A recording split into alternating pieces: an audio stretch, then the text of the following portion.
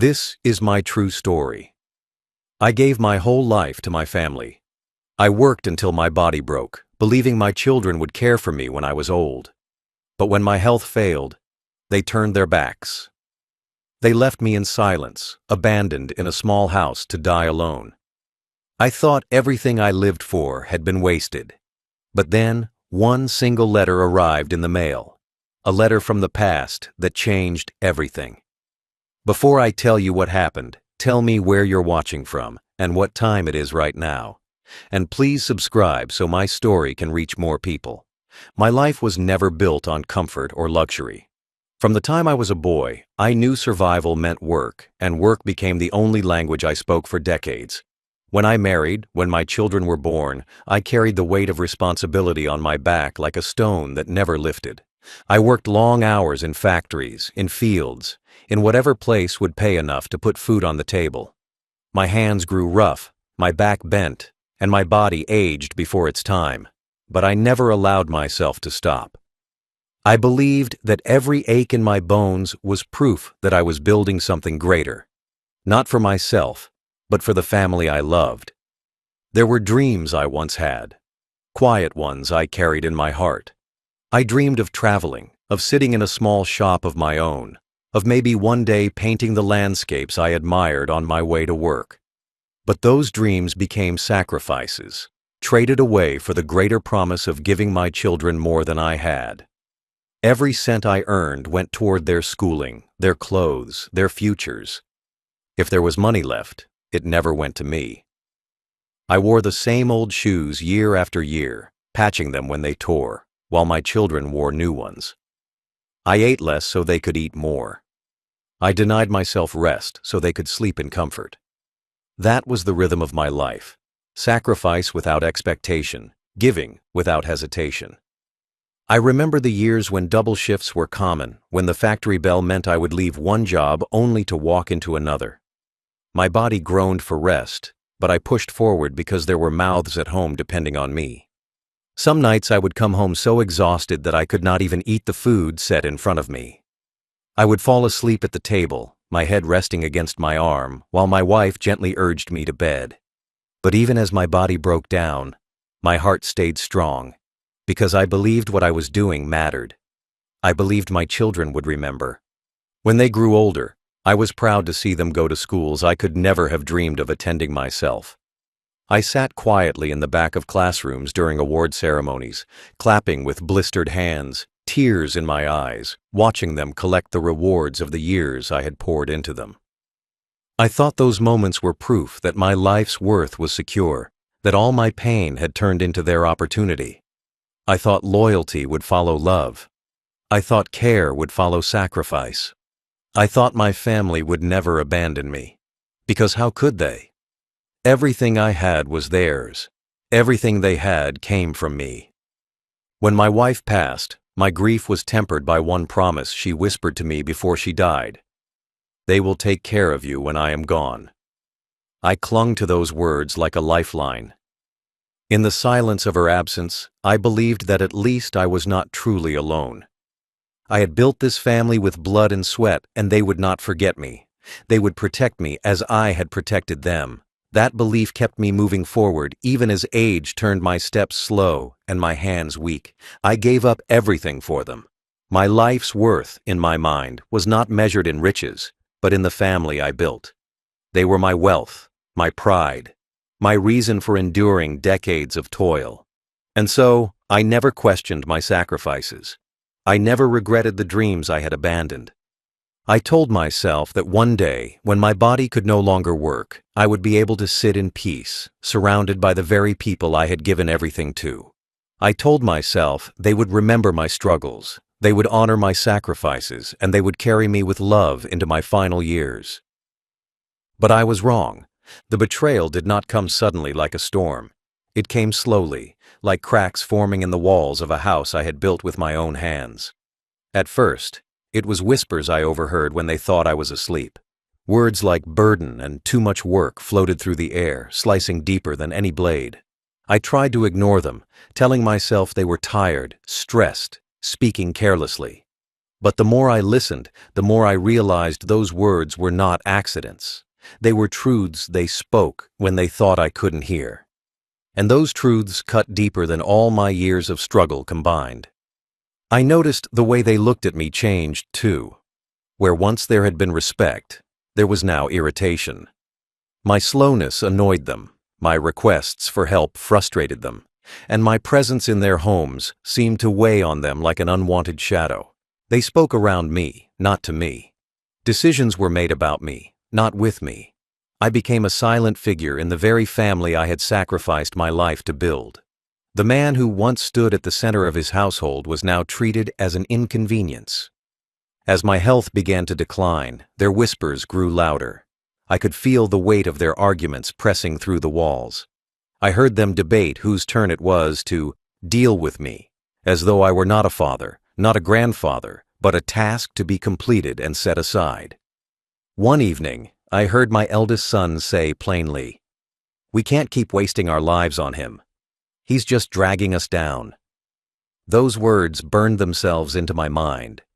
I lay in bed staring at the ceiling, unable to sleep, my heart breaking in ways my tired body could barely endure. The day of betrayal arrived without ceremony. They gathered, their voices cold, their faces set. They spoke of my needs, as if they were chains around their necks. They told me I could not stay with them any longer, that they had their own lives, their own families, their own burdens to carry. They said it was for the best, but I heard the truth behind the lie. It was easier for them to abandon me than to remember what I had done for them. They left me in a small, cold house on the edge of town. It wasn't home. It was a place they could forget about me. They filled it with just enough furniture to say they had not abandoned me completely, but not enough to make it feel like I mattered. There was no warmth in the walls, no laughter in the rooms, no memory of love. They shut the door behind them, and in that moment, the silence was louder than any goodbye. I sat in that house, staring at the walls, and the betrayal sank in deeper with every passing hour. I thought of the years I had worked myself to exhaustion, the dreams I had buried, the food I had gone without, the tears I had hidden so they could have more. And now, the same children who had eaten from my hands, who had slept under the roof I built, who had lived from the sweat of my labor, had turned away as if none of it mattered. Their betrayal was not just in their actions. It was in the way they erased my worth, the way they looked at me as if my life was no longer valuable. The truth was clear. I had given them everything, and in return, they had left me with nothing. The days that followed felt like an endless winter, even though the sun still rose outside my window. The small house they left me in was quiet, too quiet, and the silence pressed against my chest like a weight I could not lift. No voices filled the rooms, no footsteps echoed in the hall. I sat in a chair by the window, watching the world move on without me. People passed by on the street, laughing, talking, living their lives, while I sat behind the glass like a ghost, forgotten and invisible. The meals were the hardest. I ate whatever scraps I could manage. Simple bread, watered-down soup, sometimes just a piece of fruit if I had the strength to prepare it. There was no one to sit with me, no one to share the table, no one to ask if I was still hungry.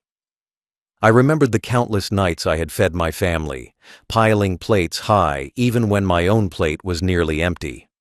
Now the table was bare, and I ate in silence, the sound of chewing reminding me that I was alone. Food lost its taste, not because of what it was, but because of what it wasn't, shared. The house itself became a cage. Dust gathered in corners, and I lacked the energy to clean as I once did. The walls seemed to close in tighter each day, as if they were trying to swallow me whole. I walked slowly from room to room, my steps echoing too loudly in the emptiness, and each echo reminded me that no one was coming.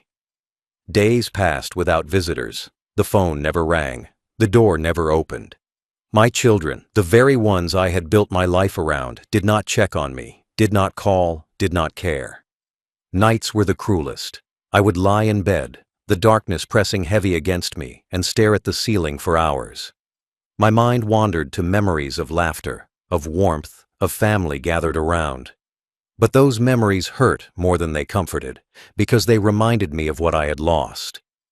I would reach out to the other side of the bed where my wife once lay, my hand brushing the cold sheets, and I would whisper her name into the dark. "You promised they would take care of me," I said softly, though there was no one to hear. Her voice echoed in my mind, but the truth of my reality drowned it out. I felt invisible. 70 years of work, 70 years of sacrifice, 70 years of building a life for others, and here I was, left alone like an old piece of furniture, collecting dust until the end. The world outside did not know I existed, and my own family acted as if I had already died. I began to believe that perhaps I had. Perhaps I was already gone, just a body waiting for the breath to stop, just a story that would never be told. Each morning, I asked myself why I was still here. Each night, I wondered if I would wake again. I thought about the moments I missed with my wife, the things I never said, the dreams I buried so deep they had turned into ashes. I thought of my children, the little hands I once held, the tears I once wiped away, the smiles I once lived for. I thought of how those same hands now turned away from me, how those same faces looked at me with contempt. And the more I thought, the deeper the despair grew. Abandonment is not just being left alone. It is being made to feel like you never mattered in the first place. And that is what I felt in those days. Worthless, erased, discarded. I sat by the window, staring at the horizon, and accepted that this was how my story would end. Not with love, not with care, not with family around me, but with silence, dust, and loneliness. I began to believe I would die that way, forgotten, unloved, left to fade into the shadows of a house no one wanted. The nights became my longest companions. When the sun went down and the shadows stretched across the small house, I found myself trapped in silence with nothing but memories to keep me awake. The clock ticked slowly, each second dragging like a reminder of time slipping away. I would lie in bed, my frail body sinking into the thin mattress, staring at the cracks in the ceiling. My chest rose and fell with shallow breaths, and I wondered how many more nights I had left. But even more than that, I wondered what it had all been for. I thought about the years of work, the double shifts that wore me down, the sweat that dripped from my brow as I stood in factories filled with noise and heat. I remembered the pain in my back as I bent over fields, the sting in my hands from scrubbing, lifting, carrying. Every muscle in my body had been sacrificed to build a life for my children, to make sure they never went hungry, never slept cold, never knew the weight of poverty that I carried like a second skin. And yet, as I lay alone in the dark, I realized those sacrifices had vanished like smoke. My children did not remember, or if they did not care. I thought of my wife most nights. Her voice still lingered in my head, soft and warm, like a blanket I could no longer reach. She used to place her hand on mine and whisper, "Don't worry. When the time comes, they will take care of you. You won't be alone." Those words replayed in my mind over and over, echoing through the empty house. But every time I reached for comfort in them, reality struck harder. She had been wrong. Or maybe she had believed in something that never truly existed. Either way, her promise had been betrayed, not by her, but by the children we raised together. Some nights I would close my eyes and imagine her beside me, just for a moment. I would imagine her humming quietly, imagine her laughter filling the room, imagine the weight of her head against my shoulder. In those moments, I felt like I could breathe again. But when I opened my eyes, I was still alone. The house was still empty. The silence still suffocated me. And the weight of abandonment returned heavier than before. I asked myself questions I could not answer. Did my life mean anything? Was I foolish to believe that sacrifice guaranteed love? Was all the pain, all the hunger, all the years of broken sleep wasted? I searched for answers in the ceiling, in the shadows, in the slow ticking of the clock. But the only answer I found was silence. My children had made their choice, and I was left to live with it. The despair grew so deep that I stopped fighting it. At first, I wept. Tears stained my pillow as I tried to understand how love could turn so cold. But after a while, the tears stopped coming. Not because the pain lessened, but because I grew numb. The rejection carved out every part of me that once believed in hope. I accepted my fate, not with peace, but with emptiness. I believed that this was the way my story would end. Alone, forgotten, erased by the very people I had lived for. Every night was a reflection of the same truth. I had given everything, and in return, I had nothing. And yet, even in the depths of that despair, I did not know that fate was preparing something I could never have imagined.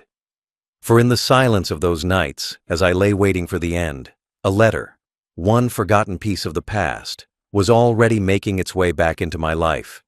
And that letter would change everything. One morning, after another long night of staring at the ceiling, I heard the sound of footsteps outside. The postman, a man I barely knew, slipped an envelope through the crack of my door. Usually, I received nothing, just bills or useless papers that reminded me of how empty my life had become. But this envelope was different. The paper was thicker, the handwriting on the front unfamiliar, yet deliberate, almost careful. My name was written with a kind of respect I had not seen in years. I picked it up with trembling hands, wondering if perhaps someone, somewhere, had remembered me. I sat down at the table, the same table where I had eaten alone for months, and stared at the envelope for what felt like hours. The edges were worn, as though it had been carried for a long time. The ink was faded in places, yet the letters of my name were still clear. On the back was a return name I had not spoken aloud in nearly half a century. My breath caught in my chest, my heart thudding in a way I thought it no longer could. It was the name of an old friend from my youth, a man I had not seen since the days when I still had dreams of my own. My hands shook as I tore the seal open. Inside, folded neatly, was a letter written nearly 50 years ago. The paper smelled of age, carrying with it the weight of time and memory. I held it carefully, as though it might crumble in my hands, and began to read. Each word pulled me deeper into the past, into a life I had long buried under decades of sacrifice and silence. The letter had been written to me, but never sent, and for reasons I did not yet understand, it had found its way to me now, when I had lost all hope. The sight of that familiar handwriting brought tears to my eyes. Memories of my younger days flooded back. The long talks we had about the future, the promises we made to one another, the dreams we shared when the world still felt open and full of possibility. This was no ordinary letter. This was a voice from the past, reaching across decades, reminding me of who I once was. And as I sat alone in that cold house, holding the fragile paper in my hands, I realized that this letter was not just a message. It was a key to something I had forgotten, a key to a part of myself that had been locked away for years. I read the first lines again and again, hardly believing what my eyes saw. This letter, sealed and hidden for half a century, carried within it a truth that would change the course of my life. It was more than words. It was redemption wrapped in an envelope, delivered to me when I needed it most. I did not know then just how much power those faded lines held, but I knew one thing: my life was no longer over. The silence I had accepted, the loneliness I had surrendered to, was about to be broken. This envelope, this single forgotten letter, was about to bring me back everything I had lost. As I unfolded the fragile paper and read deeper, the truth inside the letter revealed itself slowly, like a sunrise breaking through the longest night. My old friend's words were steady, written with the clarity of a man who wanted to be remembered. He wrote of the life we once dreamed of, the small venture we had started together when we were young men, filled with hope and determination. We had no money, no experience, just ambition and the will to work harder than anyone else. At the time, I believed it was nothing more than a short chapter of my youth, a dream abandoned when responsibility called me back to my family. But here, in front of me, was proof that it had been much more. The letter explained that though I had walked away, my friend had never let the venture die. He had kept it alive, nurtured it, and allowed it to grow. He had carried both our names forward, refusing to erase the small agreement we had signed when we first began. He had invested, expanded, and built something real out of what we once thought was just a foolish dream. And through it all, he had preserved my share, never touching it, never forgetting me, never letting my part fade into nothing. My name was still there, tied to success I never even knew existed. I stopped reading for a moment, the tears blurring my eyes. My whole life, I believed I had nothing to my name but the calluses on my hands and the wrinkles carved by years of labor. I believed my sacrifices had left me with only emptiness, that my worth had been erased by my children's betrayal. But here, written in ink from 50 years ago, was the truth. I had something. I had always had something. I just didn't know it. The letter went on to explain that my share had been protected in legal documents, stored and renewed through the years. My old friend had passed away, but his son had honored his father's promise to me. The papers had been delivered with the letter, proof that what was once small had now grown into something immense. My forgotten shares were worth more than I could comprehend. What I had thought of as a life wasted in sacrifice was suddenly revealed to be a life holding hidden treasure. I read those lines again and again, my heart pounding. Could it be true? Could it be real? I traced my name with my finger, written so long ago, and felt something I had not felt in years: hope. The despair that had weighed on me began to lift, replaced by the realization that my story was not over. For decades, my children had looked at me as if I was nothing. But this letter told me I was not nothing. I was still a man of value, a man whose name meant something, a man who still had power even in his old age. The betrayal of my children had nearly killed me, but the loyalty of a friend, long gone, had revived me. That was the secret inside the letter. It was not just about money, it was about dignity. It was about proof that my life had mattered, that my sacrifices had not erased me, that I was not the invisible, broken man my children believed me to be. As I folded the letter carefully and placed it back into the envelope, my hands trembled not with weakness but with strength. The secret inside had brought me back to life. My despair had turned into determination. I would not die abandoned. I would not leave this world erased. With this letter, with these documents, I had the power to reclaim everything I had lost. And for the first time in years, I felt alive. The morning after I discovered the letter, I woke with a feeling I had not known in years: purpose. For so long, I had opened my eyes each day with nothing but despair, staring at the same cracked ceiling, wondering why I was still here. But now, I felt something stir in my chest. I had proof that my life had not been worthless, that the sacrifices I made had not ended in emptiness. I had something powerful, something real, something that could change everything. The letter was not just words on paper. It was a lifeline that pulled me out of the pit my own children had thrown me into. I took the documents and the letter to a lawyer, my hands trembling as I laid them on his desk. I half expected him to laugh, to tell me it was all too old, too forgotten, too late to matter. But instead, his eyes grew wide as he read, and then he looked at me with respect I had not seen in years. "This is valid," he said softly. "This is real. These shares, these agreements, they are still yours. And they are worth more than you can imagine." My heart nearly stopped. For decades I had believed I had nothing. In that moment, I learned I had everything. The process began quietly, but each step felt like a stone lifted from my chest. Legal papers were signed, accounts were verified, and slowly, the reality of it settled in.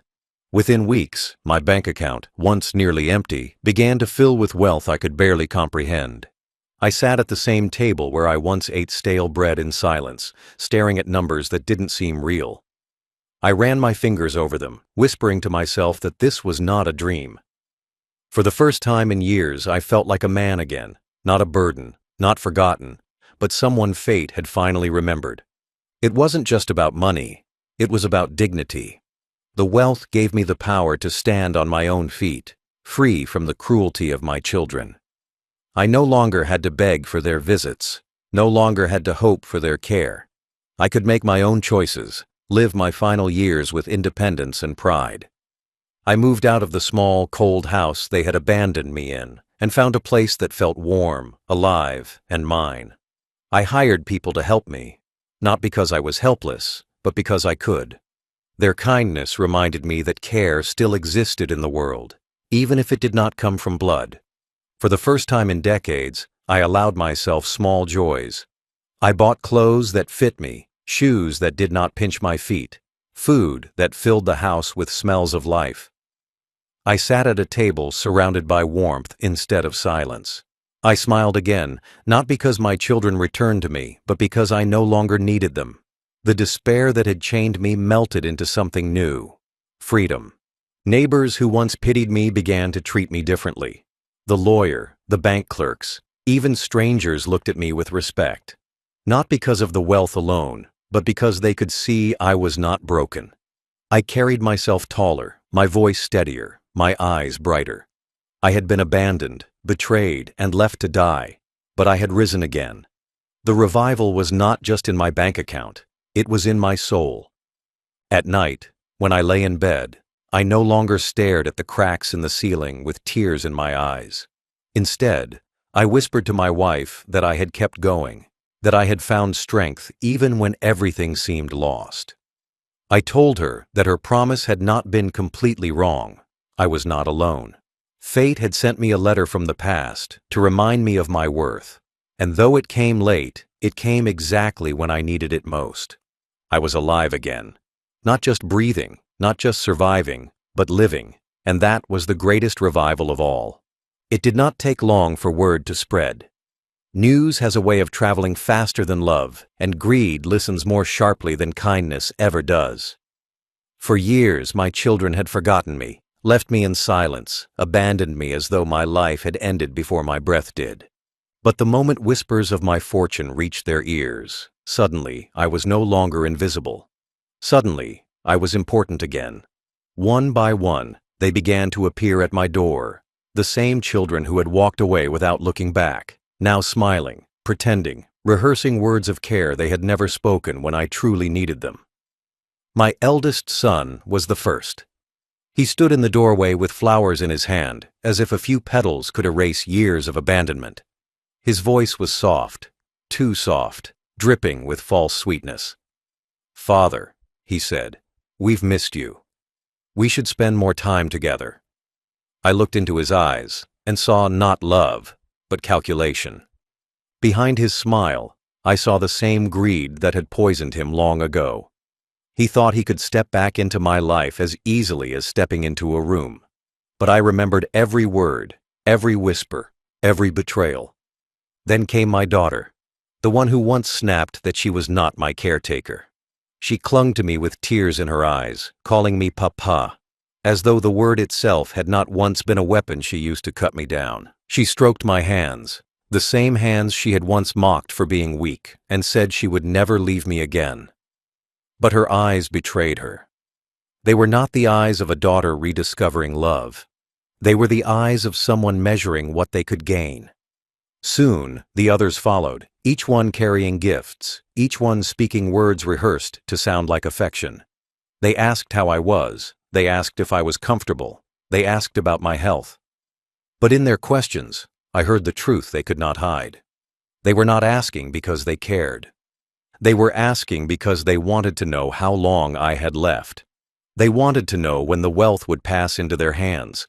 They wanted to know when their betrayal would be rewarded with the inheritance they had abandoned me for. I listened to them speak, but I said little. I let them sit in my home, their false smiles filling the air like smoke, choking and empty. I let them believe for a moment that their act was working. But inside, I was calm. Because I no longer needed them. I no longer wanted them. I had already seen their true faces, and no mask they wore could cover that truth. They had abandoned me, when I had nothing. And now that I had everything, they returned not with love, but with greed. Neighbors whispered about the sudden change, about how my children had begun to care again. But I knew better. I knew their hearts were the same, their motives unchanged. They had not come back for me. They had come back for what they thought was theirs. And as I sat there, listening to their rehearsed apologies, I realized something powerful. I was no longer the weak man they thought they could control. I had the truth. I had the letter. I had the wealth. And most of all, I had the clarity to see them for who they truly were. The children who abandoned me were no longer my family. They were strangers wearing familiar faces, begging for forgiveness, not because they regretted their cruelty, but because they regretted losing their share. And that was when I knew this story would not end with their victory. The day of reckoning did not arrive with anger or shouting. It arrived with silence, calm, and the steady weight of truth. My children, who had abandoned me when I had nothing, were now circling me like vultures, hoping to claim what they thought belonged to them. They brought me meals. They carried fake smiles. They spoke soft words.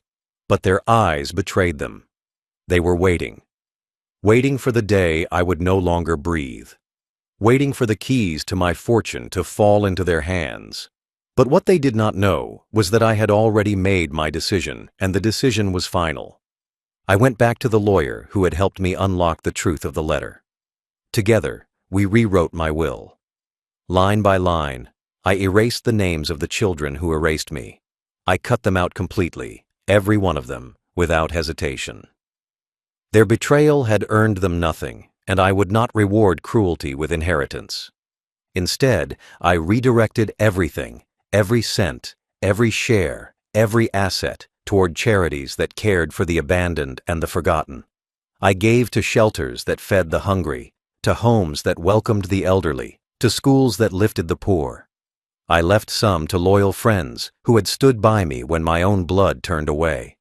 My wealth, born of a forgotten letter, would not go to those who betrayed me. It would go to those who knew kindness. When I returned home, my children came again, their voices sweet, their smiles wide. They asked if I was well, if I was eating enough, if I needed company. I listened quietly, nodding, offering nothing. And then one evening, I gathered them all in my home. They sat around me, expecting perhaps an announcement of forgiveness, perhaps a promise that they were once again in my will. But I looked at them with clear eyes, and my voice, though frail, carried more strength than it ever had before. "You left me to die alone," I said slowly, each word heavy with memory. "You called me a burden. You turned away when I had nothing. And now, you come back because you think I have something to give. But I tell you this, you will inherit nothing, not my wealth, not my name, not my legacy." Their faces shifted instantly, from surprise to disbelief, then to anger. My eldest son slammed his fist on the table, shouting that I was being unfair. My daughter wept, insisting she had made a mistake. The others begged, pleaded, tried to remind me of small kindnesses they once showed. But I did not waver. I had begged for their love when I was weak, and they turned their backs. Now they begged for my wealth, and I turned mine. The reckoning was complete. I told them that my wealth had already been signed away, locked into trusts they could not touch, directed to people who would use it with gratitude instead of greed. I told them the truth of my will was sealed, final, and beyond their reach. They left my house that night not with victory, but with emptiness, the same emptiness they once left me with. And for the first time in decades, I felt justice. The reckoning was not about punishing them. It was about restoring my dignity. It was about showing them that I was not powerless, not broken, not erased. It was about proving that betrayal has consequences, that abandonment carries a price. They thought they had taken everything from me. But the letter gave me back more than wealth. It gave me back the power to choose how my story would end. And I chose justice. Justice, I learned, does not always arrive with noise or fury. Sometimes it comes quietly, like a calm wind after a storm, steady and unshakable. For years I had lived with the pain of betrayal. I had felt the sting of abandonment, the weight of despair, the humiliation of being treated as nothing by the very children I had raised with blood, sweat, and sacrifice. They left me to die alone, convinced I was powerless, convinced I had no value left. But life has its way of balancing the scales, and the letter from the past became the hand of justice I never expected. With the wealth restored to me, I lived my final years, not in silence, but in peace. I no longer depended on those who once turned their backs. I surrounded myself with people who treated me with dignity, neighbors who checked on me with genuine care, strangers who became friends, workers who helped me not because of what I had, but because of who I was. For the first time in decades, I felt respect that was real, not tied to obligation or greed. That respect gave me strength, and that strength gave me peace. My children tried to return, but I had already closed that chapter. Their pleas, their apologies, their sudden sweetness, all of it was too late. They wanted forgiveness, not because they loved me, but because they feared losing what they thought was theirs. And I could not give them what they had already thrown away. They abandoned me when I needed them most. They would not benefit when I needed them least. That was justice, not revenge, not cruelty, but balance. I looked back on my life and realized something important. The sacrifices I made were not wasted, even if my children failed to honor them. They shaped me into the man I was, a man who endured hardship, a man who survived despair, a man who lived long enough to see justice delivered. The letter did more than give me wealth. It gave me back the truth of my worth. It reminded me that even when others erase you, your story does not disappear. It waits, sometimes for years, to rise again and speak louder than betrayal ever could. When my final days came, I felt no fear. I sat in a chair by the window, watching the sunlight pour into the room, and I felt calm. My will had been signed, my choices made. My children would not inherit what they had not earned. Instead, my fortune would feed the hungry, shelter the abandoned, and give hope to those who had nothing. People like me, people who knew the pain of being forgotten. That decision was my justice, my legacy, my final word. And so, my story ends not in despair, but in peace. They left me with nothing, but one secret letter gave me back everything. My dignity, my independence, my justice. Final thought. They left me to die alone, but fate returned to me through a single letter, and with it, I found my justice.